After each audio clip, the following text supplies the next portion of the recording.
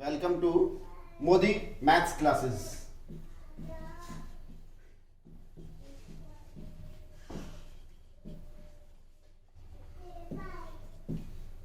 Modi maths classes आपके लिए लेके आए हैं आज 10th class CBSE chapter 3 linear equation in two variable. Chapter 3 linear equation in two variables. सबसे पहले हम आपको एक्सप्लेन करेंगे linear equations. What are linear equations? Linear equations क्या होती है?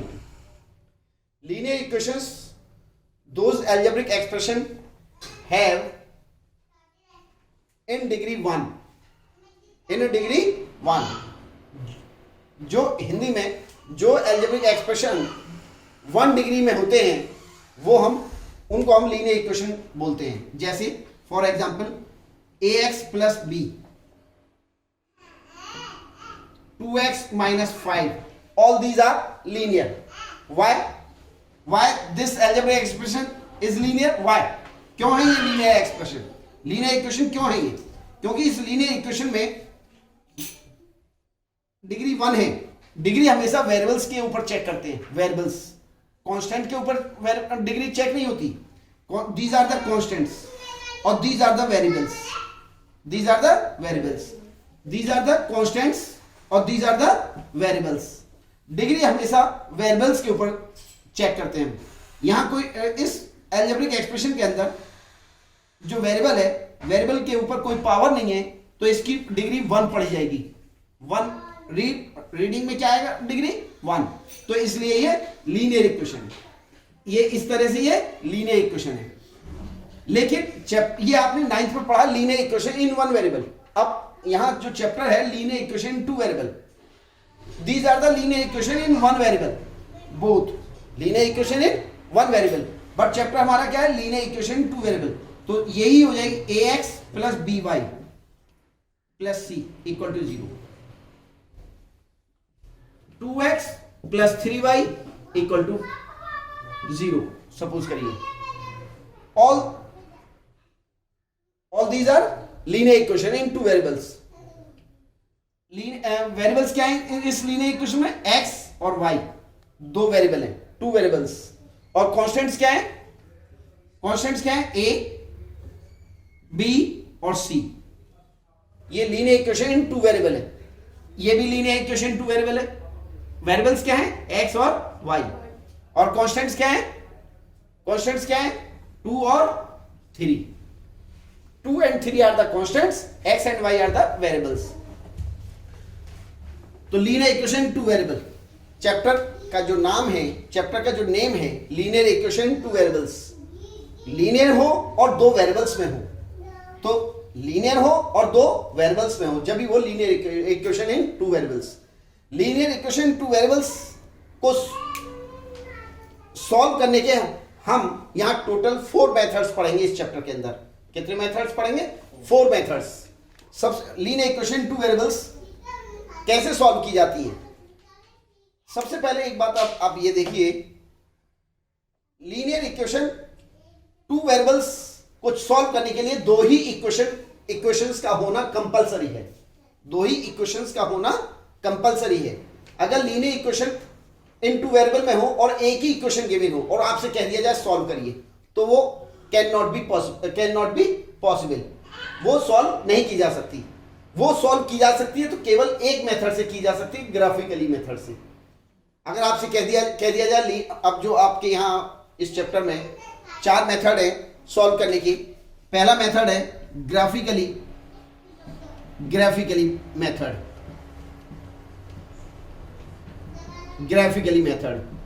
दूसरा मेथड है substitution method.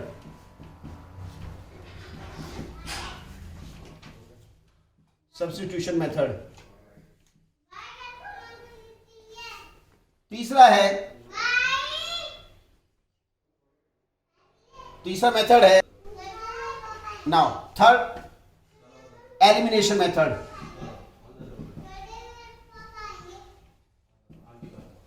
Elimination method. Fourth method, last method है cross multiplication method. Cross multiplication method.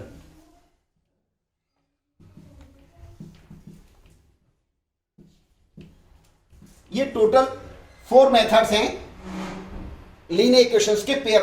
ये चैप्टर जो है pair of linear equations.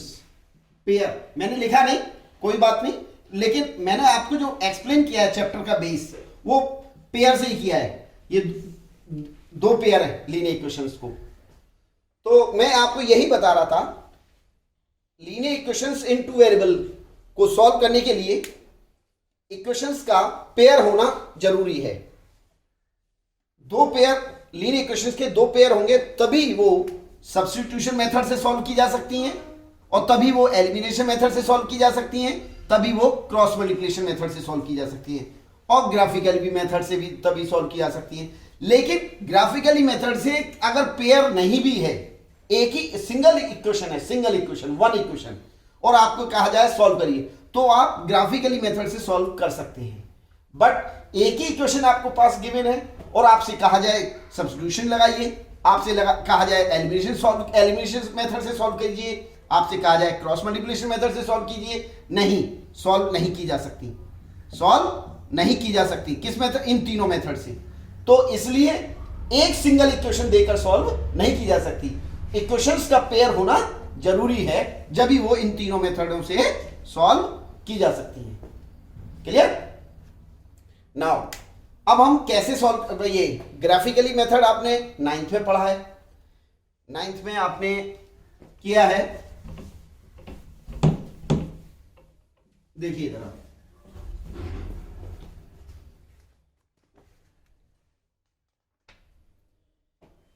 Exercise 3.1, exercise 3.1 question number 1।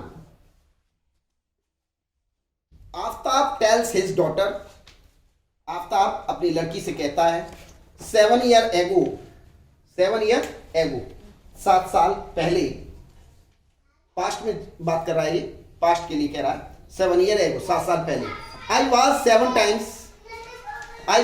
Times as old as you were then, मैं तुम्हारी उम्र का 7 गुना था, 7 टाइम्स था, 7 गुना, 7 टाइम्स। अपनी लड़की से बात कर रहा है वो। ऑल्सो 3 ईयर फ्रॉम नाउ, अब से 3 साल बाद, I shall be 3 times as old as you will be, मैं तुम्हारी एज का 3 शैल बी हो जाऊंगा, आपकी एज का, तुम्हारी एज का कितना हो जाऊंगा? 3 टाइम्स हो जाऊंगा। Represent this situation algebraically and graphically, आपको जो ये क्वेश्चन में गिवन है कंडीशंस, उन कंडीशन से इक्वेशंस आपको रिप्रेजेंट करके दिखानी है, सिर्फ इक्वेशन बनानी है, वो सॉल्व नहीं करनी। सॉल्व करनी है तो कैसे करनी है? ग्राफिकली मेथड से सॉल्व करनी है। वो ग्राफिक आपको एलिमिनेशन मेथड से सॉल्व नहीं करनी, वो आपको सब्स्टिट्यूशन मेथड से सॉल्व नहीं करनी, वो आपको क्रॉस मल्टीप्लिकेशन मेथड से सॉल्व नहीं करनी। केवल और केवल किस मेथड से सॉल्व करेंगे आप लोग? आप लोग करेंगे ग्राफिकली मेथड से। तो आप लेट करेंगे यहां, let the present age of Aftab be X year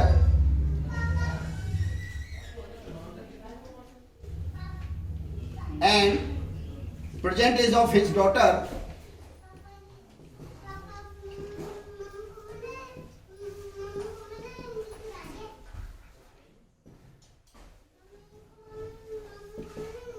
be Y year respectively।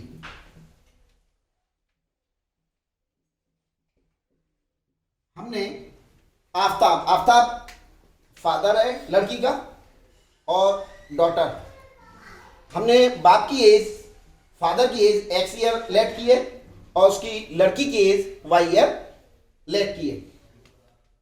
Obviously कि फादर बड़ा होगा, that is x is greater than y, क्योंकि x किसकी एज है, फादर की, y किसकी एज है, डॉटर की। तो फादर ऑटोमेटिक ऑब्वियसली कि फादर बड़ा है लड़की से, तो x बड़ा है y से। केस फर्स्ट, केस फर्स्ट में क्या कहता है वो, 7 year ago, 7 year ago, past में चला गया वो, 7 ईयर एगो, 7 साल पहले। तो ये तो आपने जो आफ्ताब की अपनी आफ्ताब की एज और लड़की की एज जो मानी है वो प्रेजेंट टाइम में ली है, तो इसलिए आप 7 ईयर एगो दोनों की एज लिखेंगे। Aftab says will B x minus 7 year, क्योंकि प्रेजेंट में x थी आफ्ताब की, उस 7 साल पहले क्या थी, कम होगी, माइनस होगी, x माइनस 7। ऐसे ही daughter's says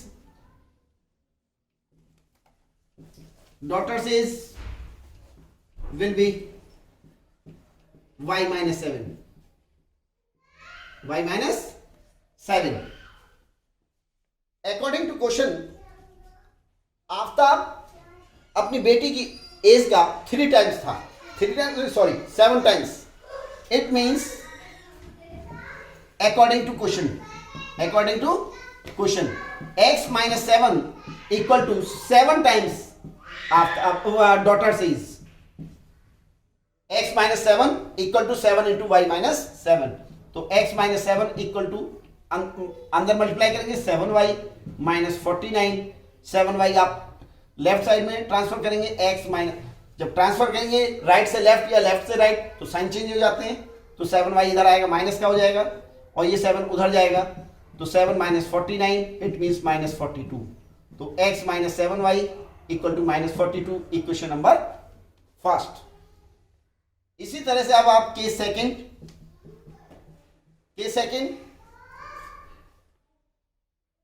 3 years from now, 3 years from now, therefore Aftab says will be, Aftab की एज प्रेजेंट टाइम में कितनी थी, x, तो 3 year from now, अब से 3 साल बाद क्या होगी, x प्लस 3। और daughter says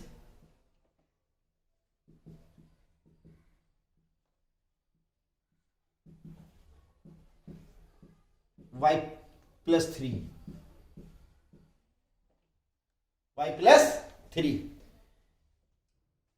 I shall be 3 times, it means according to question, Aftab कह रहा है ना अपनी लड़की से, मैं तुम्हारी एज क्या 3 टाइम्स हो जाऊंगा, x plus 3 equal to 3 into Y plus 3। Daughter की एज में 3 की मल्टीप्लाई हो जाएगी, 3y plus 9 x plus 3, 3y इधर, x minus 3y equal to 9 minus 3 equal to 6, x minus 3y equal to 6, equation number second. इस तरह से ये दोनों पूरी सिचुएशन से आपने दोनों इक्वेशंस आपने रिप्रेजेंट कर दी। अब आप इनको ग्राफिकली सॉल्व करेंगे, ग्राफिकली वैसे ही सॉल्व होंगी जैसे आपने 9th में भी आपने किया है। पहले 1 बाई 1 इक्वेशन लेंगे आप, और इसके लिए आप फिर ग्राफ ड्रॉ करेंगे, समझे। देखिए ये 2 इक्वेशंस आपके पास ऑब्टेन हुई थी, इन दोनों इक्वेशंस को पहले फ्रॉम इक्वेशन फर्स्ट तो हम x या y वेरिएबल, x की वैल्यू एलिमिनेट करेंगे y के टर्म्स में, और y की वैल्यू को x एलिमिनेट करेंगे x के टर्म्स में। तो हम यहाँ x की वैल्यू को एलिमिनेट कर रहे हैं y के टर्म्स में, तो y की टर्म्स में एलिमिनेट करना, इट मींस 7y उधर जाएगा, 7y राइट साइड जाएगा, 7y माइनस 42।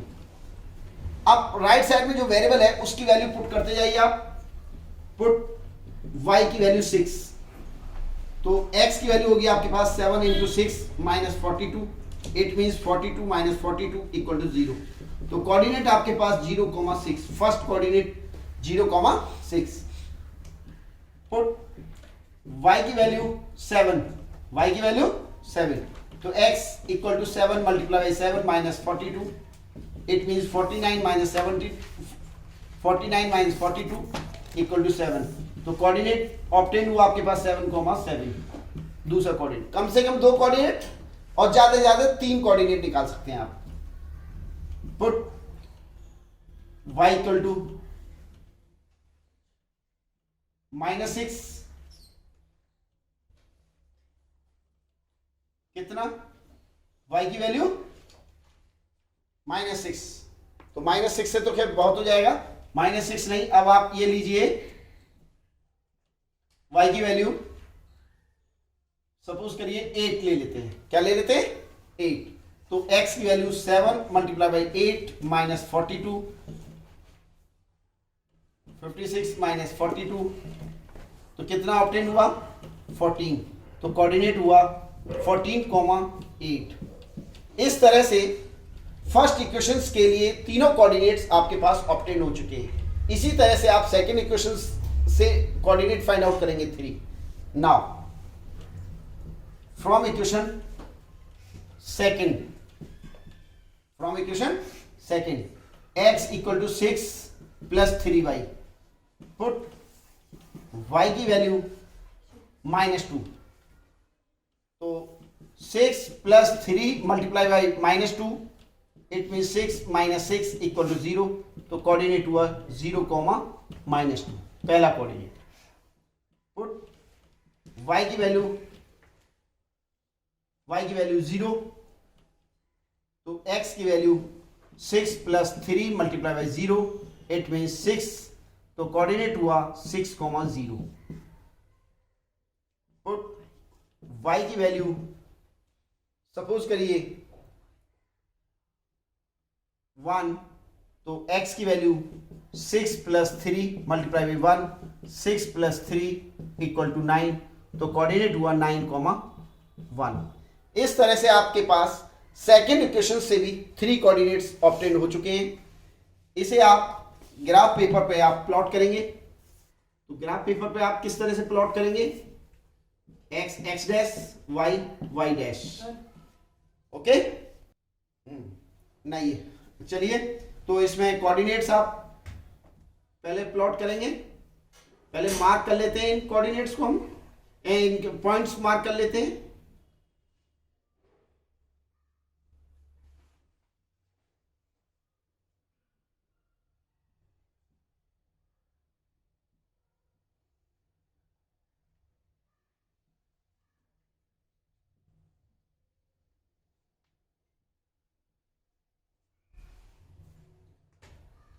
देखिए इधर पहला कोऑर्डिनेट है 0,6, 0,6, 0,6 पहला कोऑर्डिनेट। दूसरा है 7,7, 7,7, ये है 7,7 बी, 7,7। थर्ड 14,8, 1 2 3 4 5 6 7 8 9 10,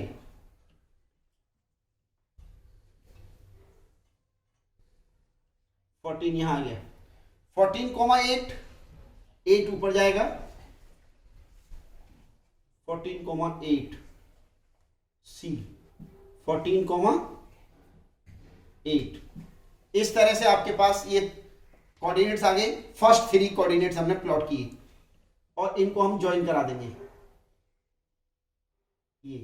ये फर्स्ट इक्वेशन के लिए लाइन ऑब्टेन हो चुकी है। इस लाइन पर हम ये इक्वेशन राइट डाउन कर देंगे, लिख देंगे क्या? x minus 7y equal to -42। इस तरह से आप ये जो पॉइंट थे, ये कोऑर्डिनेट थे, ये कोऑर्डिनेट कौन से इक्वेशन के थे, उसी इक्वेशन को आप यहां इस लाइन के ऊपर आप लिख देंगे। इसी तरह से अब आप ये 3 कोऑर्डिनेट, बाकी रिमेनिंग 3 कोऑर्डिनेट्स को प्लॉट करेंगे।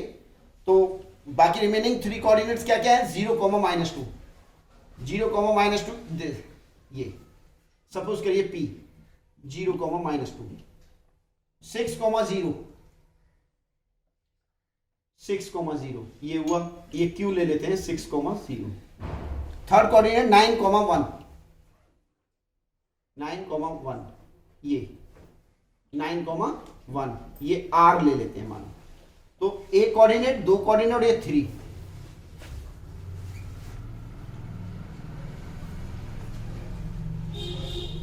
ये इस तरह से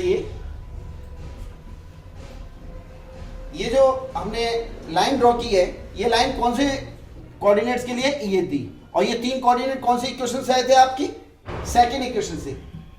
इस पे आप लिख देंगे x - 3y = 6। ये मैंने व्हाइट बोर्ड पर आपको ग्राफ ड्रॉ किया है। जब आप ग्राफ पेपर पर ड्रॉ करेंगे तो ये बिल्कुल स्ट्रेट आएगा, है ना। तो इसी तरह से ये फर्स्ट क्वेश्चन कंप्लीट होता है। और हाँ बेटा, ये क्वेश्चन कंप्लीट हो जाता है। और बाकी इसमें 2 क्वेश्चंस इस एक्सरसाइज में अभी और बचे हैं, वो हम नेक्स्ट वीडियो में आपको एक्सप्लेन करेंगे। अगर आप लोगों को ये बेटा वीडियो अच्छी लगी हो, मेरा एक्सप्लेनेशन आपको समझ आया हो, आपको अच्छा लगा हो, तो मैं आपसे रिक्वेस्ट करूंगा कि ये इस वीडियो को ज़्यादा से ज़्यादा लाइक करें, शेयर करें और सब्सक्राइब करें। और बाकी पीछे के क्वेश्चंस, पीछे की एक्सरसाइजों के क्वेश्चंस भी आप मुझसे कमेंट बॉक्स में कमेंट करके पूछ सकते हैं, कॉल कर सकते हैं। मैं कमेंट बॉक्स में अपना नंबर दूंगा। नंबर आप 9410232232। ओके, समझे बेटा। सब्सक्राइब और लाइक।